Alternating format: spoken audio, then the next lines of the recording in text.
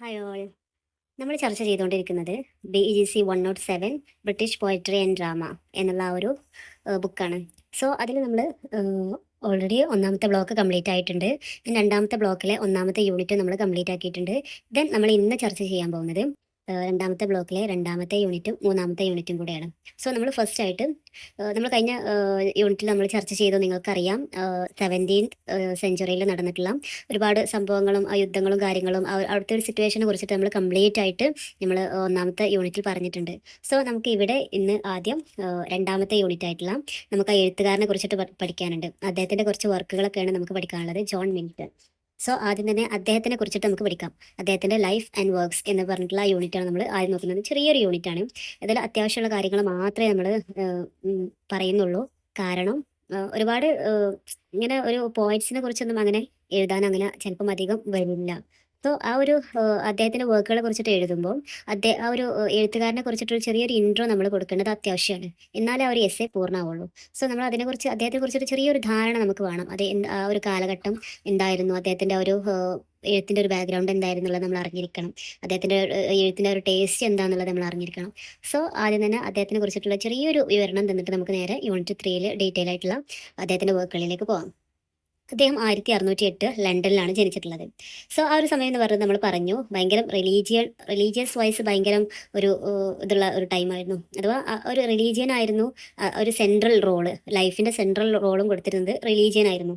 So 1600 മുതലുള്ള 1640 വരെയുള്ള ഒരു കാലഘട്ടത്തിൽ ഏറ്റവും കൂടുതൽ പബ്ലിഷ് ചെയ്തിട്ടുള്ള എഴുത്തുകളിൽ പകുതിയിൽ ക്കാളേറെ നമുക്ക് കാണാൻ പറ്റുന്നത് റിലീജിയസ് വൈസ് ആയിട്ടുള്ള ബുക്സ് ആയിരിക്കും. നമ്മുടെ അപ്പർ ക്ലാസ്സുകളായിക്കോട്ടെ, ലോവർ ക്ലാസ്സുകളായിക്കോട്ടെ, എവ്രി വൺ ഇൻഫ്ലുവൻസ്ഡ് ഈ ഒരു റിലീജിയസ് ബുക്കിനെ എല്ലാവരും ഇൻഫ്ലുവൻസ് ചെയ്തിരുന്നു. ആ ഒരു കാലഘട്ടം എന്ന് പറഞ്ഞത് അത്രയും റിലീജിയസ് വൈസ് സ്ട്രോങ് ആയിട്ടുള്ള ഒരു കാലഘട്ടമായിരുന്നു. അഥവാ റിലീജിയൻ ആണ് എന്താണ് നമ്മളെ മൊറാലിറ്റി, അതുപോലെ തന്നെ എഡ്യൂക്കേഷനെ, ആർട്ടിനെ, ലിറ്ററേച്ചറിനെ ഒക്കെ ഒരു ഗൈഡ് ചെയ്യുന്നത് റിലീജിയൻ ആണ്. സോ ആ ഒരു കാലഘട്ടം എന്ന് പറഞ്ഞാൽ അത്രയും ഒരു സംഭവങ്ങളൊക്കെ ആയിരുന്നു ഉണ്ടായിരുന്നത്. സോ അതുകൊണ്ട് തന്നെ നമുക്ക് പഠിക്കാനുള്ള ജോൺ മിൽട്ടനെ കുറിച്ചിട്ട് പറയുകയാണെങ്കിൽ, അദ്ദേഹം ഞാൻ പറഞ്ഞല്ലോ, അദ്ദേഹം ഒരു പ്യൂരിറ്റൻസ് പെട്ട ഒരാളായിരുന്നു. പ്യൂരിട്ടനിസം ആയിരുന്നു അദ്ദേഹം ഇൻഫ്ലുവൻസ് ചെയ്തിട്ടുണ്ടായിരുന്നത്. അതുകൊണ്ട് തന്നെ അദ്ദേഹത്തിൻ്റെ പോയട്രിയിൽ നമുക്ക് ഒരു സേക്രഡ് ആയിട്ടുള്ളൊരു vocation to serve God and nation. അദ്ദേഹം വിശ്വസിച്ചിരുന്നത് അദ്ദേഹത്തിന് ഗോഡ് എന്താണ്, ഒരു ഗോഡിനെ കുറിച്ചിട്ടും അദ്ദേഹത്തിൻ്റെ റിലീജിയസ് വൈസ് ആയിട്ടുള്ള സംഭവങ്ങളെ കുറിച്ചിട്ടൊക്കെ എഴുതാൻ വേണ്ടിയിട്ട് അദ്ദേഹത്തിന് തിരഞ്ഞെടുത്തു എന്നുള്ള ഒരു വിശ്വാസമാണ് അദ്ദേഹത്തിന് ഉണ്ടായിരുന്നത്. സോ അത്രയും റിലീജിയസ് വൈസ് അത്രയും പ്യുവറായിട്ടുള്ള ഒരു എഴുത്തായിരുന്നു അദ്ദേഹത്തിന് ഉണ്ടായിരുന്നത്. അദ്ദേഹത്തിൻ്റെ ഫാദറിന് അദ്ദേഹത്തിനൊരു ചേർച്ചിൽ ആഡ് ആക്കണം എന്നായിരുന്നു ആഗ്രഹം. പക്ഷേ അദ്ദേഹത്തിനാണെങ്കിൽ ഒന്നുകൂടെ ഒരു ഇഷ്ടം, അദ്ദേഹം പ്രിഫർ ചെയ്തത് ലൈഫ് ഓഫ് പോയട്രിയാണ്. സോ അങ്ങനെയാണ് അതിലേക്ക് അദ്ദേഹം എത്തുന്നത്. പിന്നീട് 1674 അദ്ദേഹം മരണപ്പെടുന്നത്. പിന്നീട് അതിൽ കുറച്ച് കാര്യങ്ങളൊക്കെ പറയുന്നുണ്ട് ആ ഒരു യൂണിറ്റിൽ. അലക്സാണ്ടർ പോപ്പ് അദ്ദേഹത്തെ കുറിച്ചിട്ട് കുറച്ച് കാര്യങ്ങളൊക്കെ പറഞ്ഞിട്ടുണ്ട്. അദ്ദേഹത്തെ വിമർശിച്ചിട്ടും പറഞ്ഞിട്ടുണ്ട്, അദ്ദേഹത്തിനെ പൊക്കി പറഞ്ഞിട്ടുണ്ട്. സോ അദ്ദേഹത്തിനെ കുറിച്ചിട്ട് പറഞ്ഞത് അദ്ദേഹത്തിന് ഒരു യുണീക്ക് ലാംഗ്വേജ് ആണ്, അഥവാ എൻറ്റയർലി ഹിസ് ഓൺ. അദ്ദേഹത്തിന് സ്വന്തമായിട്ടുള്ള ഒരു ലാംഗ്വേജ് ആണ് അദ്ദേഹത്തിന് ഉണ്ടായത്. അഥവാ ആരെയും നോക്കി കോപ്പി അടിച്ചതോ ആരെയും കണ്ടിട്ട് ഇൻഫ്ലുവൻസ് ആയതോ ഒന്നുമല്ല. അയാൾക്ക് ജന്മസിദ്ധമായിട്ടുള്ള ഒരു കഴിവ്, പ്രത്യേകമായിട്ടുള്ളൊരു കഴിവ് ആ എഴുത്തിൽ അദ്ദേഹത്തിന് ഉണ്ടായിരുന്നു. പ്രത്യേകിച്ച് ദ പാരഡൈസ് ലോസ്റ്റ് എന്ന് പറഞ്ഞാൽ അദ്ദേഹത്തിന് മോസ്റ്റ് ഇമ്പോർട്ടൻ്റ് ആയിട്ടുള്ള ഒരു വർക്കാണ്. ആ ഒരു ഇതിലൊക്കെ അദ്ദേഹത്തിൻ്റെ ഏറ്റവും ടോപ്പിൽ നിൽക്കുന്ന ഒരു ഇത് നമുക്ക് കാണാൻ പറ്റും. അത്രയും ടോപ്പ് വർക്കാണ് നമ്മുടെ പാരഡൈസ് ലോസ്റ്റ് എന്ന് പറയുന്നതാണ് നമ്മുടെ അലക്സാണ്ടർ പോപ്പ് അദ്ദേഹത്തിനെ കുറിച്ചിട്ട് പറഞ്ഞത്. അഥവാ ഇതിൽ imitated the majestic style of Latin, ആ ഒരു സംഭവമാണ് പറയുന്നത്. അത്രയും ഒരു സംഭവബഹുലമായിട്ടുള്ള ഒരു വർക്കാണ് അദ്ദേഹത്തിൻ്റെ പാരഡൈസ് ലോസ്റ്റ് എന്ന് പറയുന്നത്. അതുപോലെ തന്നെ ഈ ഒരു പാരഡൈസ് ലോസ്റ്റ് എന്ന് പറഞ്ഞാൽ ഒരു നാഷണൽ എപ്പിക്കായിട്ട് വരെ നമുക്ക് കൺസിഡർ ചെയ്യാൻ പറ്റുന്ന ഒരു വർക്കാണെന്നാണ് നമ്മുടെ അലക്സാണ്ടർ പോപ്പ് വാദിക്കുന്നത്. അതുപോലെ തന്നെ അദ്ദേഹത്തിൻ്റെ ഒരു ക്രിട്ടിക്കൽ വൈസ് നോക്കുകയാണെങ്കിൽ അദ്ദേഹത്തിൻ്റെ language is very rich. Then അതുപോലെ തന്നെ ഒരു ലോങ് ആയിട്ടുള്ള കോംപ്ലക്സ് ആയിട്ടുള്ള അല്ലെങ്കിൽ ലാറ്റിൻ ഇൻഫ്ലുവൻസ് ആയിട്ടുള്ള സെൻറ്റൻസുകളും കാര്യങ്ങളൊക്കെയാണ് അതിലുള്ളത്. അദ്ദേഹത്തിന് ഒരു വിമർശനം എന്നുള്ള രീതിയിൽ പറയുകയാണ്. ലോങ് ആയിട്ടുള്ളതും അതുപോലെ തന്നെ കോംപ്ലക്സ് ആയിട്ടുള്ള സെൻറ്റൻസുകളാണ്. അതുപോലെ തന്നെ അതിൽ നമുക്ക് ലാറ്റിൻ്റെ ഒരു ഇൻഫ്ലുവൻസ് കാണാൻ പറ്റും. പിന്നീട് പറയുകയാണെങ്കിൽ നമ്മുടെ സാധാരണക്കാർക്കൊക്കെ അത് വളരെ ഗ്രാസ്പ് ചെയ്യാൻ ഭയങ്കര ബുദ്ധിമുട്ടായിട്ടുള്ള ഒരു ലാംഗ്വേജ് ആണ്. അഥവാ കുറച്ചൊരു റിച്ച് ആയിട്ടുള്ള, കുറച്ചൊരു കടുകട്ടിയായിട്ടുള്ള ഒരു ലാംഗ്വേജ് ആണ് ഇതിൽ പറയുന്നത്. സാധാരണക്കാർക്ക് അത് ഉൾക്കൊള്ളാൻ പറ്റൂല, അതിൻ്റെ അർത്ഥം എന്താണെന്നുള്ള ശരിക്ക് മനസ്സിലാക്കാൻ പറ്റൂല എന്നൊക്കെ ഒരു ക്രിട്ടിസൈസ് ചെയ്ത് പറയാം. അതുപോലെ തന്നെ അദ്ദേഹത്തിൻ്റെ സിമിലീസ് ആർ ലോങ്. സിമിലീസ് ഒക്കെ ഭയങ്കര ലോങ് ആയിട്ടാണ് അദ്ദേഹം പറയുന്നത്. അതുപോലെ തന്നെ ഷോർട്ട് ആയിട്ടല്ല പറയുന്നത്. അതുപോലെ repeat symbols and image, symbols കാര്യങ്ങളൊക്കെ ഒരുപാട് റിപ്പീറ്റ് ചെയ്തിട്ട് വരുന്നുണ്ട് എന്നൊക്കെ ഒരു ക്രിട്ടിസൈസ് ആയിട്ട്. ഇതൊക്കെ നമുക്ക് വേണമെങ്കിൽ ഇൻക്ലൂഡ് ആക്കാം, നമ്മൾ എസ് എഴുതുമ്പോൾ വേണമെങ്കിൽ അതൊക്കെ ചേർക്കാം. ബട്ട് നമ്മൾ എന്നാലും ഒരു അദ്ദേഹത്തിൻ്റെ ആ ഒരു കുറച്ച് ഇമേജറി സംഭവങ്ങളൊക്കെ നമ്മൾ മനസ്സിലാക്കിയേക്കാം. നമുക്ക് അതൊക്കെ ആ ഒരു അദ്ദേഹത്തിനെ കുറിച്ചിട്ട് എഴുതുമ്പോൾ ആ ഒരു ഭാഗത്ത് നമുക്ക് ആഡ് ആക്കാൻ പറ്റും. സോ ഇത്രയേ ഉള്ളൂ നമ്മുടെ ഈ ഒരു യൂണിറ്റ് 2 എന്ന് പറഞ്ഞല്ലോ. ഭയങ്കര ചുരുക്കിയാണ് ഞാൻ പറഞ്ഞിട്ടുള്ളത്. ഈ ഒരു കാര്യങ്ങൾ നമ്മളൊരു എസ് എഴുതുമ്പോൾ അദ്ദേഹത്തെ കുറിച്ചിട്ട് എഴുതാനുള്ള ഒരു ഭാഗത്തിൽ നമുക്ക് ഇൻക്ലൂഡ് ചെയ്യിക്കാനുള്ള സംഭവങ്ങളാണ് ഞാൻ പറഞ്ഞു തന്നിട്ടുള്ളത്. സോ നമുക്ക് യൂണിറ്റ് 3നെ കുറിച്ചിട്ട് നോക്കാം. So let start unit 3, John Milton, Lycidas and sonnet 19 on his blindness. ഈ 2 വർക്കാണ് ഇതിൽ പഠിക്കാനുള്ളത്. ഫസ്റ്റ് ലിസറസ് എന്ന് പറഞ്ഞിട്ടുള്ള ഒരു പോയം, അതിനെ കുറിച്ചിട്ട് നോക്കാം. ഇതൊരു അത്യാവശ്യം വലിയൊരു ബിഗ് ആയിട്ടുള്ള ഒരു പോയം തന്നെയാണ്. 193 എങ്ങാണ്ട് ലൈൻസ് വരുന്നുണ്ട് ഈ ഒരു പോയത്തിൽ. ഇത് ഒരു അദ്ദേഹത്തിൻ്റെ ഒരു പാസ്റ്ററൽ എലജി ആ ഒരു വിഭാഗത്തിൽ പെട്ടിട്ടുള്ള ഒരു പോയമാണ്. അത് എന്താണെന്ന് നമുക്ക് നോക്കാം. അതിനു മുമ്പ് ഇതൊരു അദ്ദേഹത്തിൻ്റെ ഒരു ഫ്രണ്ട്, കാംബ്രിഡ്ജിൽ അദ്ദേഹത്തിന് കൂടെ പഠിച്ചിട്ടുള്ള എഡ്വാർഡ് കിങ് എന്ന് പറഞ്ഞിട്ടുള്ള അദ്ദേഹത്തിൻ്റെ ഒരു ഫ്രണ്ടിൻ്റെ ഒരു മരണത്തിന് ശേഷം അദ്ദേഹത്തിൻ്റെ ഒരു മെമ്മറിക്കായിട്ട് അദ്ദേഹം എഴുതുന്ന ഒരു പോയമാണ് ഈ ഒരു പോയം. അദ്ദേഹം ഒരു ഷിപ്പ് വർക്കിൽ മരണപ്പെട്ടിട്ടുള്ള ഒരു യങ് ആയിരിക്കുമ്പോൾ തന്നെ മരണപ്പെട്ടിട്ടുള്ള ഒരാളാണ്. പിന്നെ ഈ ഒരു പോയം പറഞ്ഞാൽ ഗ്രീക്ക്, ലാറ്റിൻ, ഇംഗ്ലീഷ് ഒക്കെ ട്രഡീഷൻസ് നമുക്ക് കാണാൻ പറ്റും. എല്ലാത്തിൻ്റെ ഒരു ഇൻഫ്ലുവൻസ് ഈ ഒരു പോയത്തിൽ നമുക്ക് കാണാൻ പറ്റും.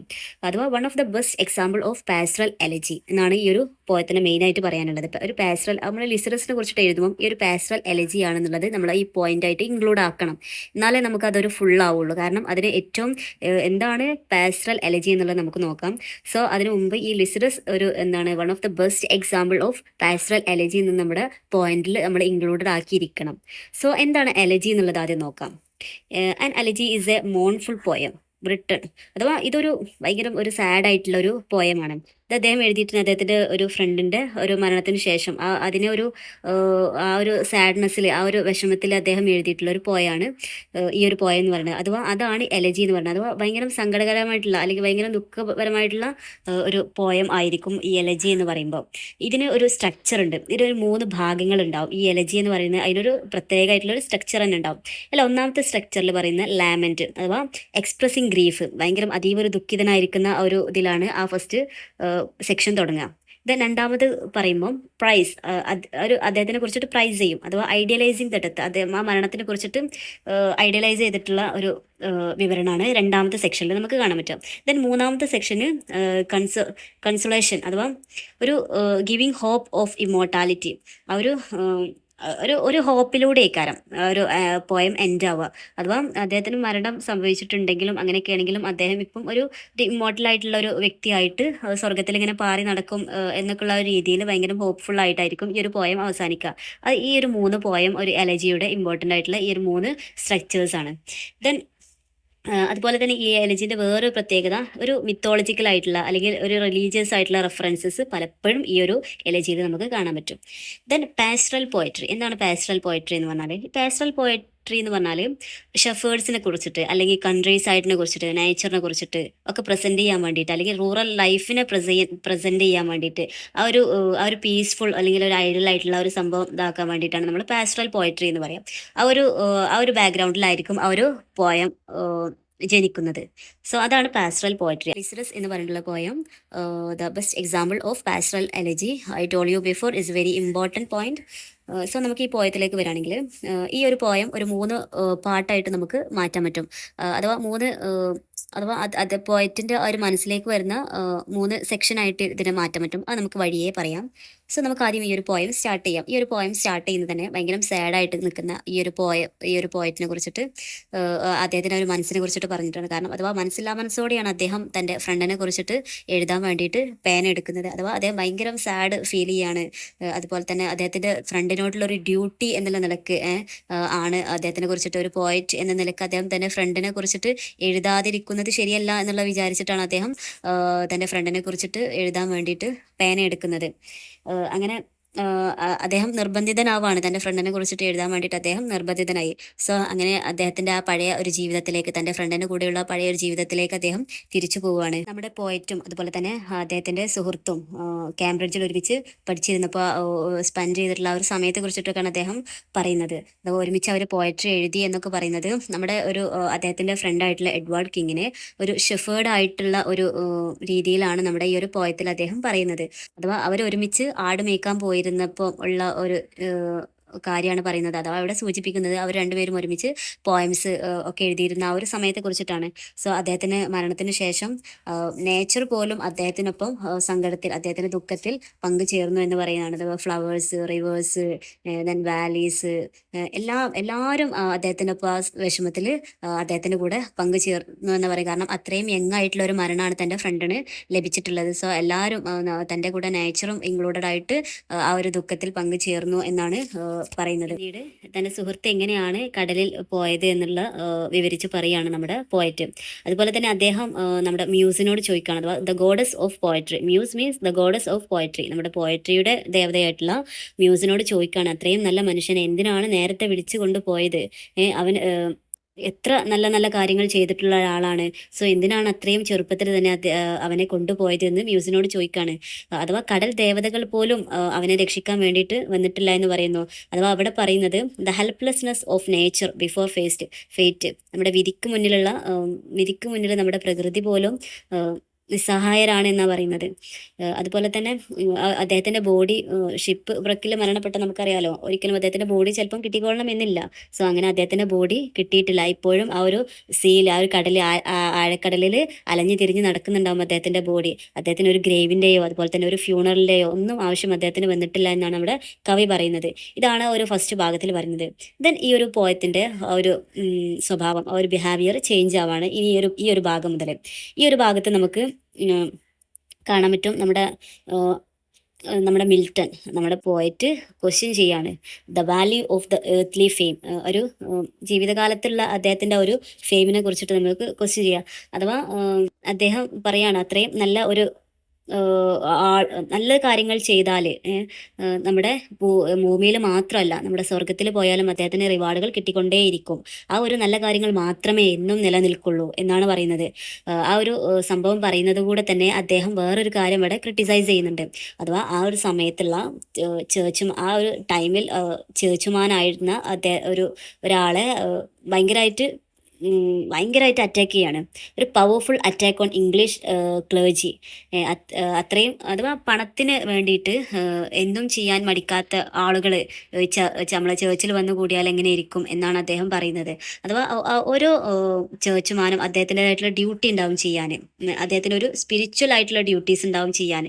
പക്ഷേ അതിനു മേലെ പണത്തിന് വേണ്ടിയിട്ട് ആഗ്രഹിക്കുന്ന ആളുകൾക്ക് എതിരെ, ആ ഒരു ക്ലേർജിക്കെതിരെയാണ് നമ്മുടെ ഈ ഒരു ജോൺ മിൽട്ടൺ ഇവിടെ പറഞ്ഞിട്ടുള്ളത്.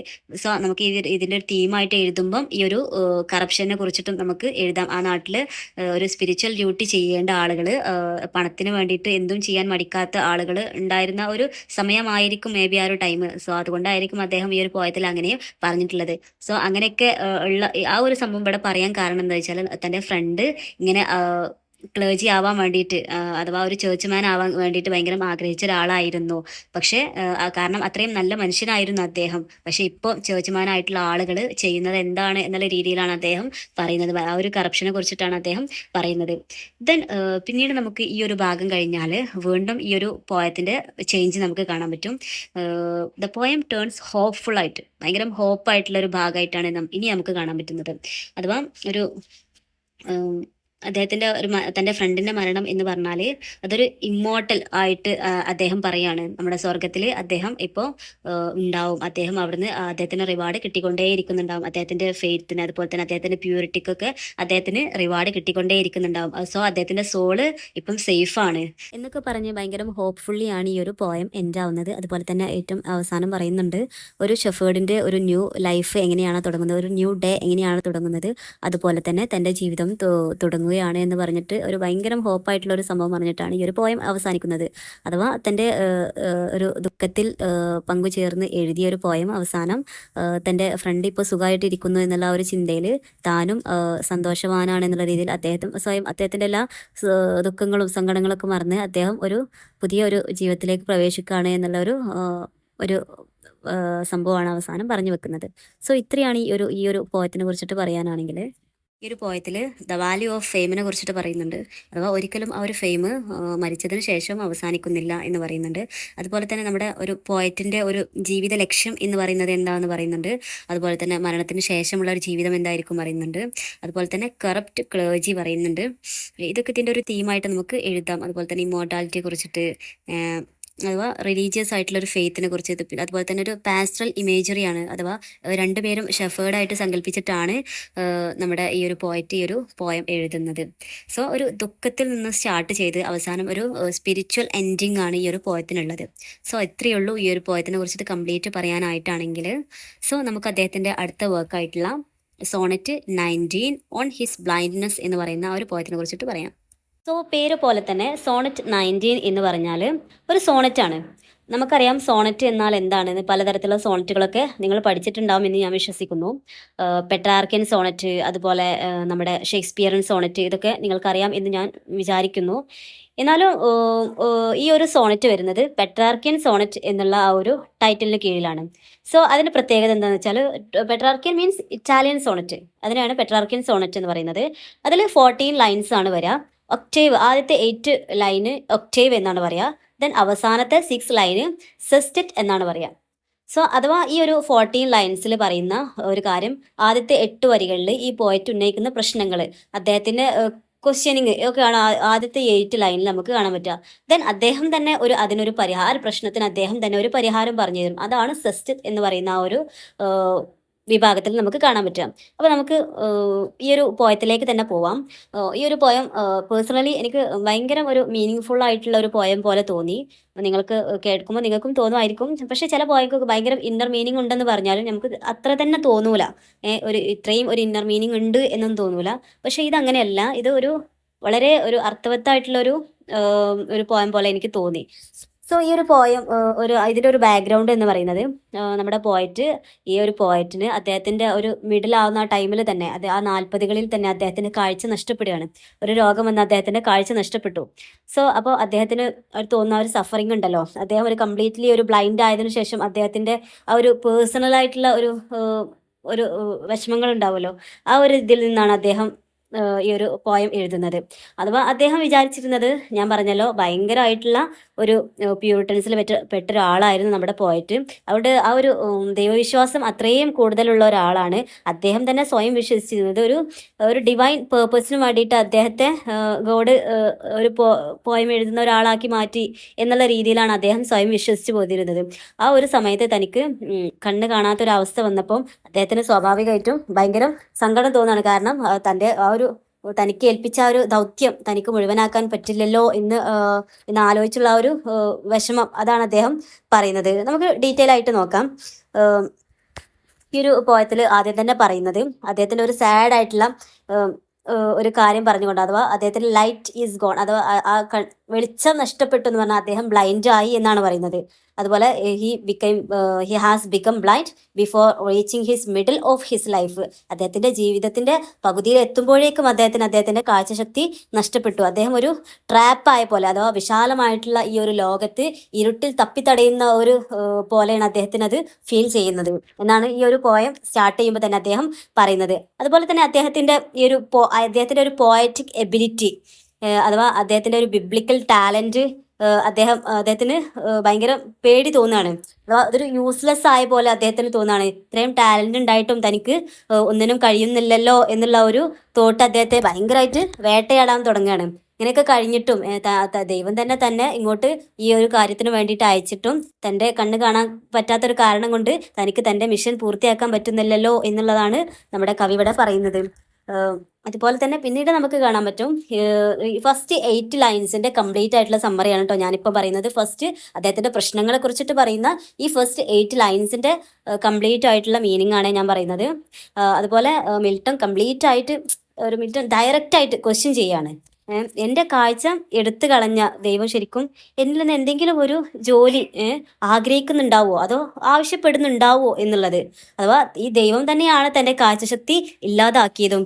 സോ അതുകൊണ്ട് തന്നെ ദൈവം തന്നിൽ നിന്ന് എന്തെങ്കിലും ആഗ്രഹിക്കുന്നുണ്ടാവോ എന്നുള്ള ഒരു ഡൗട്ട്, ഒരു ഫ്രസ്ട്രേഷൻ അദ്ദേഹത്തിൻ്റെ ഒരു സംശയം, അതുപോലെ തന്നെ അദ്ദേഹത്തിൻ്റെ ഒരു നിരാശയും ഒക്കെ ഒരു പ്രകടിപ്പിച്ചുകൊണ്ടുള്ള ഒരു ക്വസ്റ്റ്യനിങ് നടത്തുകയാണ്. ദൈവം തന്നെയാണ് തന്നിൽ നിന്ന് ഈ കാഴ്ച ശക്തി ഇല്ലാതാക്കിയത്.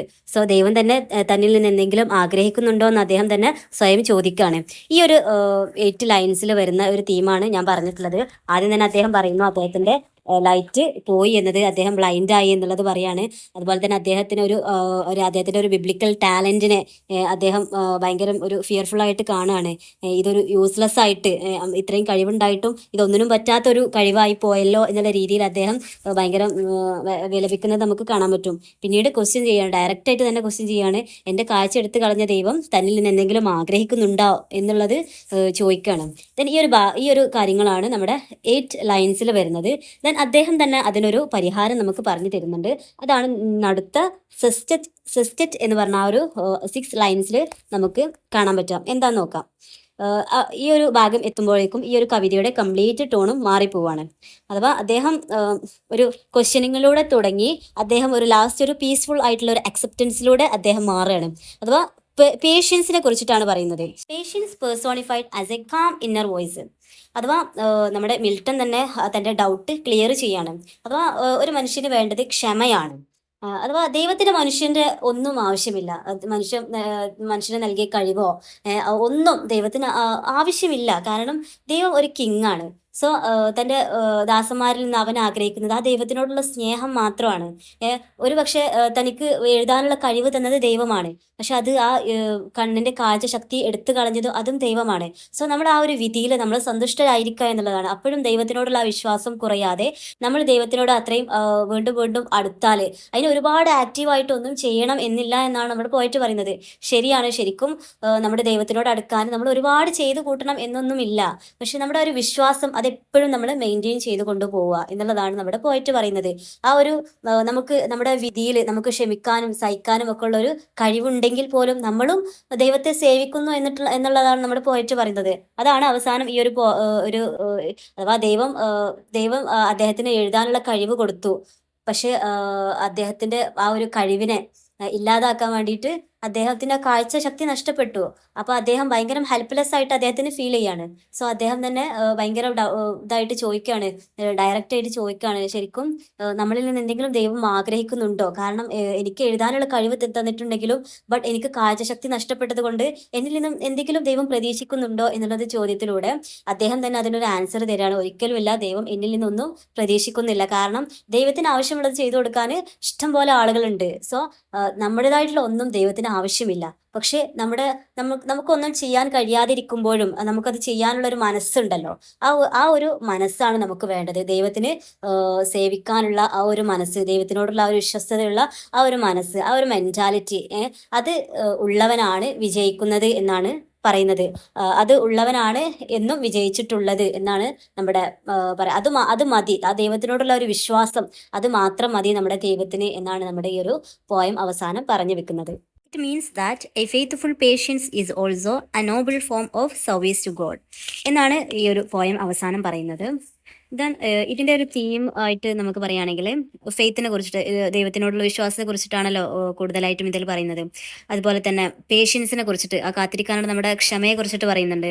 അതുപോലെ തന്നെ നമ്മുടെ ഇന്നർ സ്ട്രെങ്ത്ത്, നമ്മുടെ ബോഡി പരമായിട്ടുള്ള സ്ട്രെങ്ത് അല്ല, ശരിക്കും നമുക്ക് നമ്മുടെ ഇന്നർ സ്ട്രെങ്ത്ത് ഭയങ്കര, നമ്മുടെ ഗോഡായിട്ടുള്ള ഒരു സ്ട്രെങ്ത്ത് ഭയങ്കര ബോണ്ടായിരിക്കണം എന്നുള്ള രീതിയിൽ.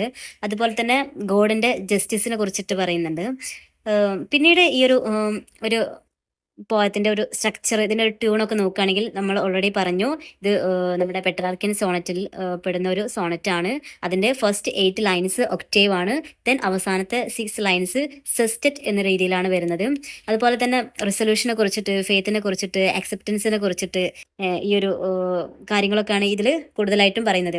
അതുപോലെ തന്നെ ആ ഒരു ഫസ്റ്റത്തെ 8 ലൈന് കഴിഞ്ഞിട്ട് ദെൻ 6 ലൈനിലേക്ക് മാറുന്ന, അഥവാ ഒക്ടേവിൽ നിന്ന് സെസ്റ്ററ്റിലേക്ക് എത്തുന്ന ആ ഒരു ചേഞ്ചിങ് മൊമെൻറ്റിനെയാണ്, ആ ഒരു ചേഞ്ചിങ്ങിനെയാണ് വോൾട്ട എന്ന് പറയുന്നത്. ആ ഒരു ടേണിനെയാണ് വോൾട്ട എന്ന് പറയുന്നത്.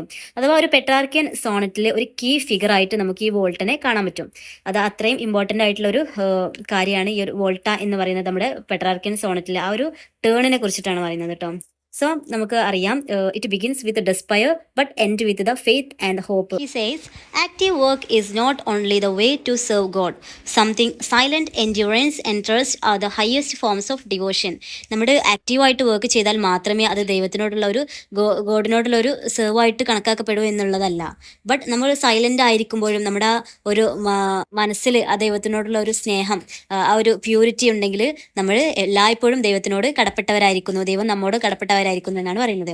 അതുപോലെ തന്നെ നമ്മൾ നമ്മുടെ എബിലിറ്റി നഷ്ടപ്പെട്ടവരാണെങ്കിൽ പോലും ഫെയ്ത്ത് അതുപോലെ തന്നെ പേഷ്യൻസ് ഒക്കെ നമ്മൾ സൂക്ഷിക്കുകയാണെങ്കിൽ നമ്മൾ ദൈവത്തിനോട് ഏറ്റവും അടുത്ത ആളായി തീരാൻ പറ്റും എന്ന് പറഞ്ഞിട്ടാണ് ഇതിൻ്റെ ഒരു തീമും കാര്യങ്ങളൊക്കെ വരുന്നത്.